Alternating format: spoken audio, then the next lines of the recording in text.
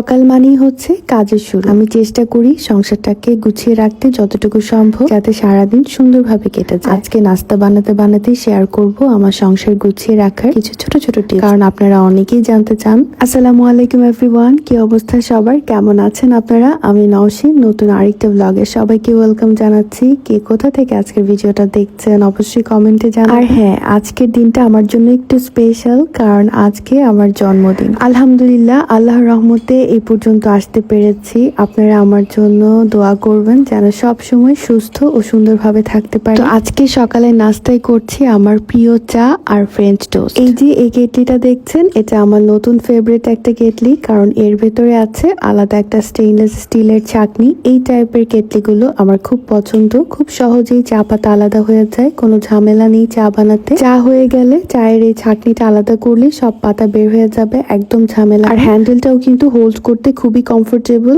গরম চা ঢালতে কোনো ভয় নেই। আর বাইরে থেকে সুন্দর চায়ের কালারটা দেখা যায়, তার জন্যই আমার গ্লাস কেটলির যে চা বানানোর প্রসেস, সেটা দেখতে খুব মজা লাগে। আর এই কেটলিটার সাথে ছোট ছোট 4টা কাপও আছে। যারা চা প্রেমী আছেন তাদের জন্য এই কেটলির সেটটা একদম পারফেক্ট। তো এই কেটলির সেটটা আপনারা পেয়ে যাবেন বাংলার সেরা ফেসবুক পেজে। আমি ওনাদের পেজটা আমার ভিডিওর ক্যাপশনে মেনশন করে দিব। তো যেই ছোট ছোট টিপস গুলো আমি সবসময় মেনে চলি, প্রথমেই হচ্ছে আমার দিনের শুরুটা হয় বিছানা গোছানো দিয়ে। এটা করলে রুমটা সঙ্গে সঙ্গে রুমটা একদম গোছানো দেখায়। তারপর হচ্ছে রান্না করার সময় গ্যাস আর সিঙ্ক একটু সাথে সাথে মুছে ফেলার চেষ্টা করি, এতে করে ঝামেলা কম হয়। প্রতিদিনই 10-15 মিনিট সময় দেই শুধু আগোছালো জিনিসপত্র ঠিকঠাক রাখতে। আর ফ্রিজের জন্য সবসময় ছোট ছোট বক্স ব্যবহার করি, এতে জিনিসপত্র খুঁজে পাওয়া একদম সহজ হয়। তারপরে টিপটা হলো সপ্তাহে একদিন ডিপ ক্লিনিং করি, এতেই বাসা ফ্রেশ। আর সংসার সবসময় গুছিয়ে রাখাটা আসলে খুব একটা সহজ কাজ না, কিন্তু আমি কিছু ছোট ছোট কৌশল মেনে চলি, ভাবলাম আপনাদের সাথেও অল্প করে শেয়ার করি, কারণ অনেক আপুরাই জানতে চান। তো আমি তো এই টিপস গুলো আমার নিজের সংসারে কাজে লাগাই, হয়তো আপনাদেরও কিছুটা হলেও কাজে লাগতে পারে। আর আপনারা কি কি টিপস ফলো করেন সেটা আমাকে চাইলে কমেন্টে জানাতে পারেন। আজকের ভিডিওটা এ পর্যন্তই। সবাই